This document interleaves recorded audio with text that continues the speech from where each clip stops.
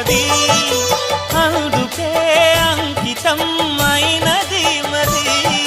సుకుమారమే ఆమె చెలికత్తె కాబోలు, సుగుణాలకే ఆమె తలకట్టు కాబోలు. చెలియ చలువ చెలిమి కొరకు ఆయువే ఆశగా తపమును చేయగా, ఏ స్వప్నలోకాల సౌందర్య రాశి నా ముందుకొచ్చింది కనువిందు చేసి. ఏ నీలి మేఘాల సౌధాలు విడిచి ఈ నేల నడిచింది ఆ మెరుపు వచ్చి.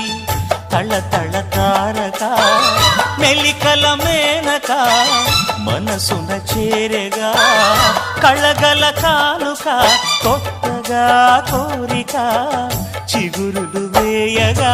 ఏ స్వప్నలోకాల సౌందర్య రాశి నా ముందుకొచ్చింది కనువిందు చేసి.